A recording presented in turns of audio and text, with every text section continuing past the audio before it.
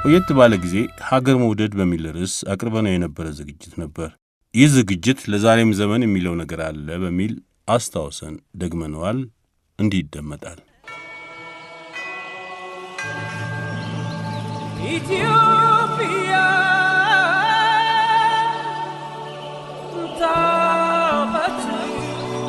የኢትዮጵያ ሕዝብ አገሩን ይወዳል ይባላል። አንድ የውጭ ሀገር ሰው ስለ ኢትዮጵያና ኢትዮጵያውያን አንድ አሉታ ነገር ቢናገር እሱም በድንጋይ ይወገር ዘንድ የማይተጋ ሙልጭ አድርጎ ለመሳደብ አፉን የማያሞጠሞጥ ተናጋሪውን ድራሽ ለማጥፋት የማይሞክር ቢያንስ የማይመኝ ኢትዮጵያዊ የለም ማለት ይቻላል። በአንጻሩ ደግሞ ብዙ ወደ ሀገራችን የሚመጡ የውጭ ሰዎች ይህንኑ ጸባያችን በማወቅ ይመስላል ባህላችን አኩሪ፣ ቃሪያችን መድኃኒት፣ ዘፈናችን የተለየ፣ መሬታችን ሳይሰሩበት የምታጠግብ ወዘተ እያሉ ባፋቸው ቅቤ እየቀቡን እያንቆለጳጳሱን ነው እንዳልቅጥ ጣብቀው የሚፈልጉትን ሁሉ የሚመጠምጡት። እኛም እንኳን ተልባሸቶሽ እንደውም 9 ቂጣ ትጨርሻለሽ እንደሚባለው የሀገራችን ምሳሌ እንኳን ተቆለጳጵሰን ድሮም ራሳችንን በራሳችን ያንቆለጳጳስን ሰዎች ስለሆን ይህንኑ ተረት እያነበነብን በባዶ ኩራት እንኖራለን።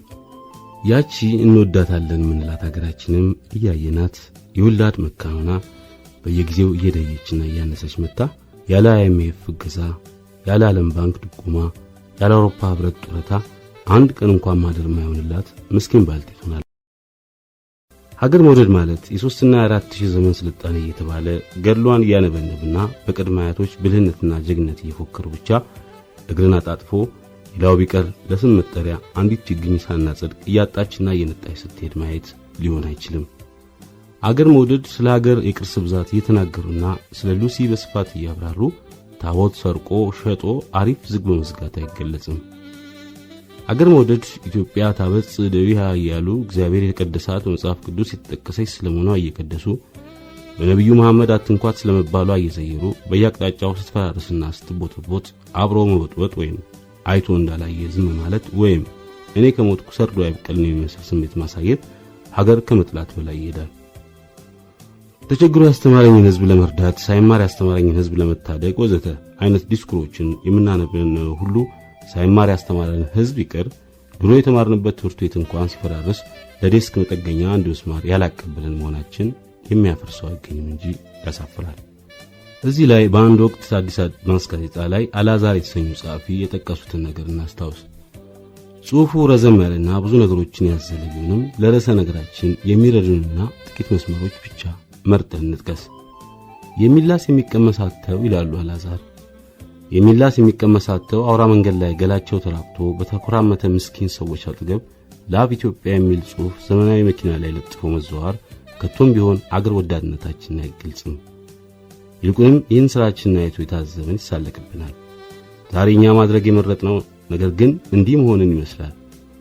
በባዶ ሜዳ አገሬን እወዳለሁ እያሉ መፎከር፣ አገራችንን ጀርመንን እንዴት እንደምንወድ የዓለም አገራትና የሀብት ተራ ተመልከትና ያኔ ትረዳዋለህ። ጀርመን እኮ የዓለም 3ኛ የኢኮኖሚ አገር ናት።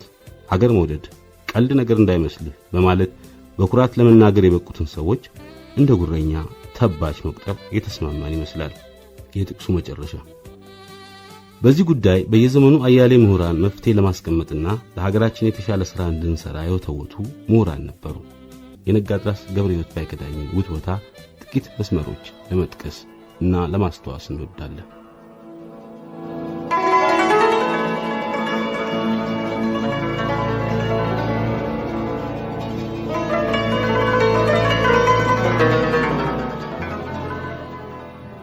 የኛ ኢትዮጵያውያን ያለፈ ታሪክ እጅግ ያሳዝናል።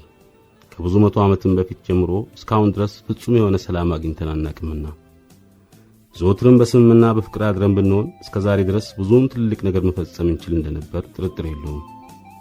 ካለመስማማታችን የተነሳ ግን ሌሎች ህዝቦች በአእምሮና በጥበብ እየበረቱ ሲሄዱ እኛ ወደ ኋላ ቀረን እንዳልመኖች እስኪቆጥሩን ድረስ። የድሮንም የአሁኑም ኑሯችን እጅግ ያሳዝናል። በመላው ዓለም ላይ ሰላም ሲሰፋ አእምሮም ስትበራ እኛ በጨለማ እንኖራለን። እርስ በርሳችን መጠራጠርን አልተውንም።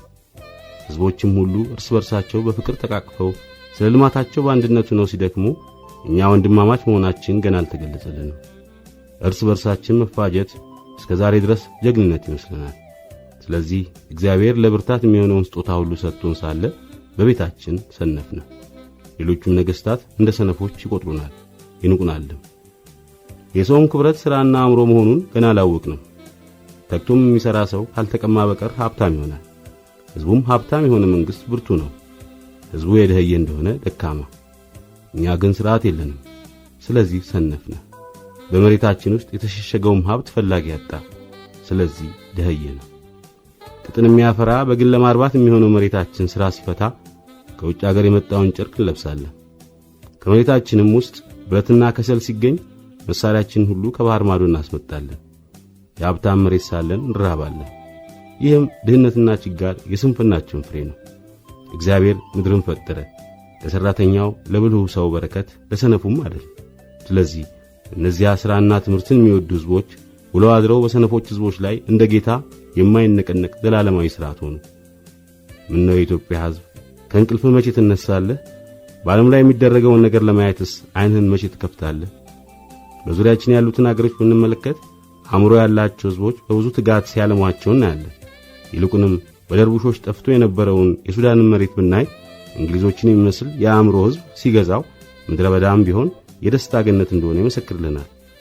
በዙሪያችን ቅኞችን፣ ኮሎኒዎችን ይዘው ያሉ ሕዝቦችም የአእምሮአቸው ኃይል እንቅፋትን ሁሉ እያሸነፈ ወደፊት ይገፋል። መሬት ጠቦታልና አእምሮም በአእምሮ ካልሆነ በቀር በሌላ አይታገድም። ስለዚህ ወዮለት በድንቁርናው የሚቀመጥ ሕዝብ ውሎ አድሮ ይደመሰሳልና። እኛ ኢትዮጵያውያን ከፈረንጆች ጋር ከተዋወቅን ብዙ ጊዜ አልፈዋል። ነገር ግን እስካሁን ድረስ አንዳች አልተማርንም። ስለዚህ መንግስታችን እንዳጠፋ ያሰጋል። ነጋድራስ ገብረ ሕይወት ባይከዳኝ ከላይ የጠቀስነውን ጽሑፍ የጻፉት በልጅ ኢያሱ ዘመነ መንግሥት ነው። ከ90 ዓመት በኋላ ሳህሉ የተሰኙ ጸሐፊ ቀደም ብለን በጠቀስነው አዲስ አድማስ ጋዜጣ ላይ አስፍረውት ከነበረው ጽሑፍ ጥቂት እንበል።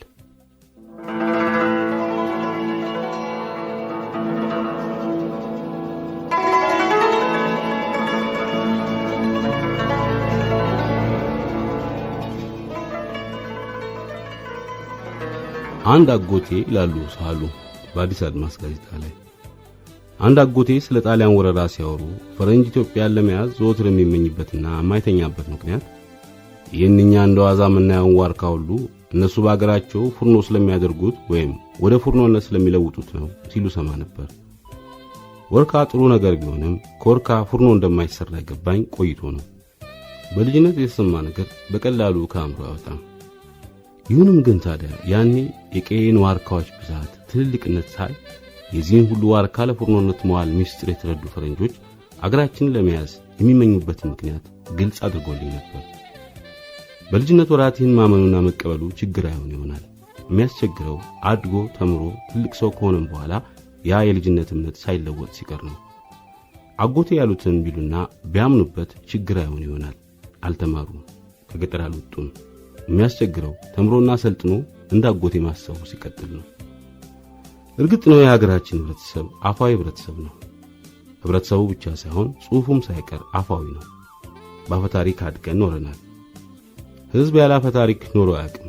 ስላለፈ እሱነቱ ደግ የሚቃኘው እና ለነገው አዳሩ ደግ የሚመኘው በአፈ ታሪክ ነው። ይህ ክፋት ባልኖረው ነበር። ክፋቱ ግን ዛሬም ገሃዱን በገሃድ አይን ማየት አልችል ብለን በቅኔ ጉልበት መኖራችንን ስንቀጥል ነው። ቅኔ ሲባል የቤተ ክርስቲያኑን ቅኔ አይደለም። በምሳሌ ለመረዳት ያህል ከጥቂት ዓመታት በፊት ከላሊበላ ቤተ ክርስቲያን ተሰርቆ ውጭ አገር ተሸጦ ቆይቶ ኋላ ተገኝቶ ወደ አገሩ የተመለሰው አፍሮ አይገባ የሚባለው ትልቁ የላሊበላ የወርቅ መስቀል በገና በዓል ወቅት ለሕዝብ ወጥቶ ሲታይ ካህናቱ ምዕመናኑን እልል በሉ ዓለምን ባርኮ የተመለሰው የቅዱስ ላሊበላ መስቀል ይህ ነው ይሉ ነበር። እንግዲህ ይህ የመስቀሉን ተሰርቆ ውጭ አገር ተሸጦ መመለስ እንደ ክፉ አጋጣሚ ሳይሆን እግዚአብሔር ሆን ብሎ በመስቀሉ ታምራትን ሊሰራና ዓለምን ሊባርክ እንዳደረገው አድርገው ከመተርጎማቸው የመጣ ነው። የቅኔ ጉልበት ማለት ይሄ ነው። ክፉን አጋጣሚ ወደ ላቀ መለኮታዊ ተልእኮ የመለወጥ ኃይል አለው።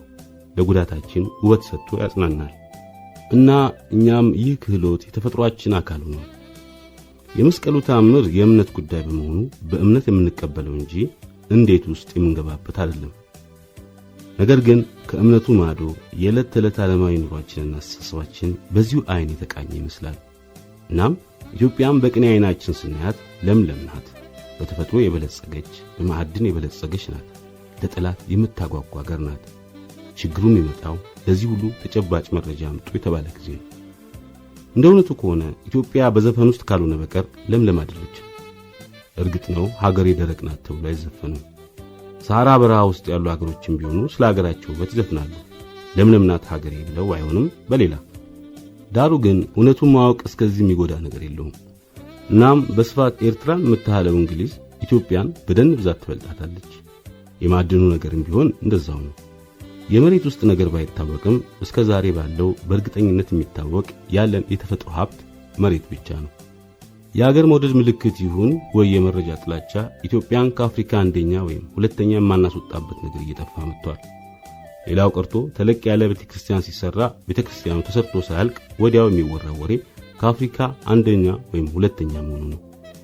ለዚህ ደግሞ ምንም አይነት መረጃ መጥቀስም ሆነ ማንበብ አያስፈልገንም። የመቀሌው መስፍን ኢንጂነሪንግ በምስራቅ አፍሪካ ትልቁ ነው ተብሎ ተጽፏል። ነገር ግን በቅርቡ የድርጅቱ ሰራተኞች ወደ ሱዳን ለሥራ ሄደው የሱዳንን መኪና መገጣጠሚያ በጎበኙበት ወቅት እዚያ ሊበትኑት አዘጋጅተውት ከነበረው የድርጅታቸው ማስተዋወቂያ ብሮሸር ውስጥ መስፍን ኢንጂነሪንግ በምስራቅ አፍሪካ ትልቁ ነው የሚለውን አረፍተ ነገር እየደለሱ በማጥፋት ለመበተን ተገደው ነበር። ለምን ቢባል ድሮንም ያለምንም መረጃ በሳይሆን አይቀርም ያሉት ነገር ስለነበረ ነው። እንዲህ እያለ ከአፍሪካ በሩጫ አንደኛ ነን፣ በመርካቶ ትልቅነት አንደኛ ነን፣ በሸራተን አንደኛ ነን፣ በአየር መንገድ፣ በጦር ኃይል፣ በአየር ኃይል፣ በከብት ብዛት፣ በቡና ምርት፣ በተማረ የሰው ኃይል፣ በኩሩነት፣ በጀግንነት፣ በወንዝ፣ በተራራ፣ በዳሎል፣ በንጹህ አየር፣ በብሔር ብሔረሰብ፣ በእንግዳ ተቀባይነት፣ በጥንታዊ የታሪክ ባለቤትነት፣ ክርስትናን በመቀበል ወዘተ አንደኛ ነን። እነዚህ ብዙዎቻችን በየዕለቱ የምንላቸውና አምነን የምንቀበላቸው ናቸው። ነገር ግን ከነዚህ ውስጥ አንድ ሁለቱ ብቻ ትክክል ቢሆኑ የተቀሩት ገሚሱ ውሸት፣ ገሚሱም ጭራሽ ደረጃ ሰጥቶበት የማያውቅና ለውድድርም አመች ያልሆነ ነው። የሚገርመው ነገር ታዲያ በዚህ ሁሉ ነገር አንደኛና ሁለተኛ እየወጣን በአጠቃላይ እድገት መጨረሻ የመሆናችን ነገር ነው። የሚጋጭ ነገር ነውና እውነቱ ግን አብዛኛውን ደረጃ ራሳችን ለራሳችን ስለምንሰጥና ስንሰጥም ደግሞ ስለሌላው ዓለም ምንም ካለማወቅና ለማወቅ ካለመፈለግ የተነሳ ስለሆነ ነው። አንድ ዕውቅ የታሪክ ምሁር ኢትዮጵያ ለ1000 ዓመት እሷም ዓለምን ዘንግታ ዓለምም እሷን ዘንግቶ የኖረች ሀገር ናት። የዓለም ነገር እስከ ዛሬም ርዝራዡ ያለ ነው የሚመስለው። በዚህ መረጃ ሞልቶ በተረፈበት ዘመን እንኳን የተማረው ሰው ራሱ አንድ ነገር ከመናገር በፊት እኛ የት ነን፣ ሌላው የት ነው ብሎ የመጠየቅ ፍላጎት የለውም። ፖለቲከኛውም ቢሆን ከ10 ሰው አስተያየት ተነስቶ የሀገሪቱን የሕዝብ ፍላጎት ለመተንተን አይጨንቀውም። ወይም ደግሞ የአዲስ አበባን ሰው የሽንት ቤት ችግር አጠቃላይ የኢትዮጵያ ሕዝብ ችግር አድርጎ ማቅረብ አይገደውም። ቁጥር ጠቅሶ ቦታ ጠቅሶ የሚሟገት ከስንት አንድ ቢገኝ ነው። ቁጡም ደግሞ ተዘጋጅቶ አይገኝም። ብቻ ዛሬም አፋዊ ህብረተሰብንና ነገራችን ሁሉ በስማ በለው ነው።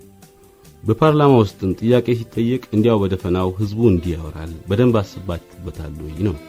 ጋዜጠኛው ሲጠይቅ ምን ይሰማዎታል? ለኢትዮጵያውያን ምን መልእክት አለዎት? ምን አስደናቂ ገጠመኝ አለዎት ነው። ታዲያ ይህ በመረጃ ያለመታገዝና በነሲብ የመሄድ ጉዳይ ስለ ሀገራችን ካለን ውስጣዊ ግምት ጋር ተያይዞ ሁሉን ችግር በሴራ አይን እንድንመለከት ያደረገን ይመስላል። በፊት ኢትዮጵያ ድሃ አይደለችም እንላለን። ቀጥለን ኢትዮጵያ እንድታድግ ማንም አይፈልግም እንላለን። ከጥንትም ጀምሮ ጠላት ሲመኛት የኖረ አንዴ አረቦች አንዴ አሜሪካኖች በአይነ ቁራኛ እንደሚያዩን ሴራውን እንዘረዝራለን። አሜሪካ ኢትዮጵያ በአፍሪካ ቀንድ ሀያል ሀገር እንድትሆን አትፈልግም። አረቦች የኢትዮጵያን ነዳጅ እንዳይወጣ ሻጥር ይሰራሉ። ፈረንጆች ሁሌ ተረጂ እንድንሆን ይፈልጋሉ። ስለዚህ በእነሱ ተጽዕኖ ሳቢያ ማደግ አልቻልንም።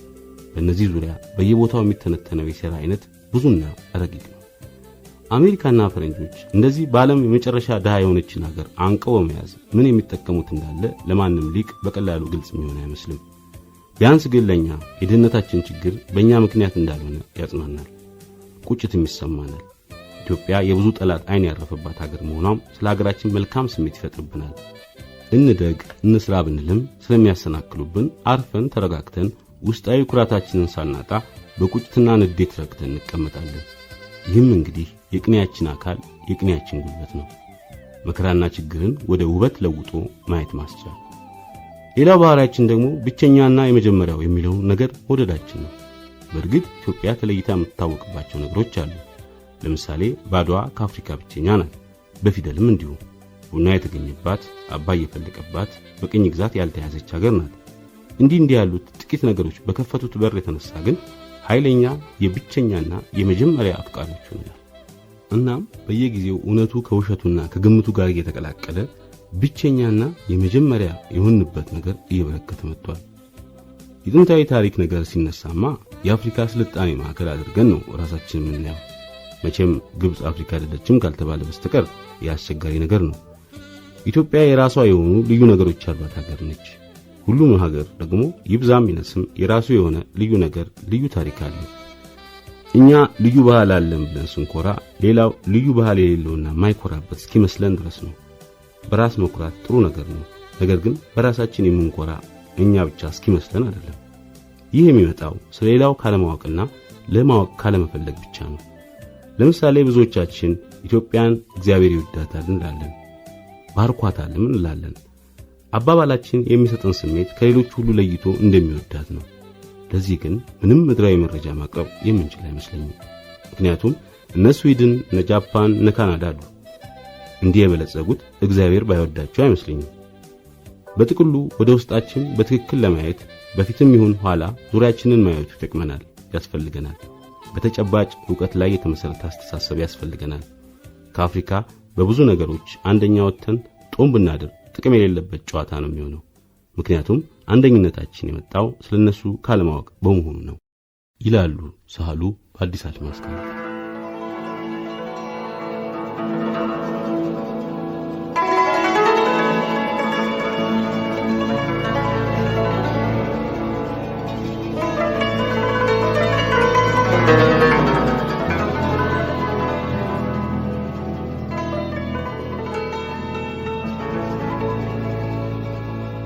ምንም እንኳን በእነዚህ ከላይ በተጠቀስናቸው ሁለት ጽሑፎች መካከል የ90 ዓመት ልዩነት ቢኖርም የሐሳብ ተዛምዶ አላቸው። ሀገርን መውደድ ከራስ የዕለት ተዕለት ጥቅም ከማንኛውም መንግስት ወይም የፖለቲካ ቡድን ጥላቻ ሥራ ከማጣትና ከመቸገር ባሻገር አልፎ የሚታይ ነገር ነው። ያለው መንግስት ሲጠቅመን የምንወዳት፣ የመንግስት ፖለቲካ ሲያስቀይም የምንጠላት፣ ሰርቀንም ሆነ ሰርተን አሪፍ ዝግ ስንዘጋ የምናፈቅራት፣ ስንሰርቅ ተይዘን ከታሰርንና የሚሰራ ሥራ ስናጣ የምንገላምጣት፣ ሲመቸን አቅፈናት የምናድር፣ ሳይመቸን ድንጋይ የምንወረውርባት ከሆነች ራሳችንን እንጂ እሷን መቼም ወደናት አናቅም ማለት ነው። በውጭ ሀገር ለመኖር ብለን ተሰደን ሰርተን ከብረን ጡረታ ስንወጣ የምንመለስባት ገዳም ወይም ስንሞት ሬሳችን ተጭኖ መጥቶ የሚቀበርባት መካነ መቃብር ከሆነች አገር አይደለችም። እዚህ ኖረንም በአየር እየፈነጨን አየር ባየር ስንል የንግዱን አየር ባየር ብቻ ሳይሆንም የትምህርቱንም፣ የኢንቨስትመንቱንም፣ የፖለቲካውንም፣ የፖሊሲውንም፣ የሕክምናውንም በሁሉ ነገር አንደኛ የመውጣቱንም በሁሉም ዘርፍ ያለውን የአየር ባየር እንቅስቃሴ ማለታችን ነው። እና አየር ባየር እየፈነጭን፣ አየር ባየር እየቀዳን፣ አየር ባየር እየተኮፈስን፣ አየር ባየር እየፈሰስን አየር ባየር የምንቦራጭቅባት የጨዋታ ኩሬ ከሆነች አገር አይደለችም። አገራችንን እንወዳለን ብለን ማውራትም ማቅራራትም እጠላታለሁ ማለት ያህል ነው። እንደውም በውሸት ሀገርን ከመውደድ የምር መጥላት በአንድ አቅጣጫም ቢሆን ወደፊት ያስኬዳል። የአንዳንዶቻችን የሀገር ፍቅር አንድ ምሁር ከዚህ በፊት እንዳሉት የፍቅር እቅፋችን አንቆ እንደሚገድል ስለማይታወቀን በጥርጣሬ መታየት አለበት። በዚሁ የዛሬው የሸገር ሽልፋችንን እናጠቃልላለን። ሳምንት በቸር እንገናኝ።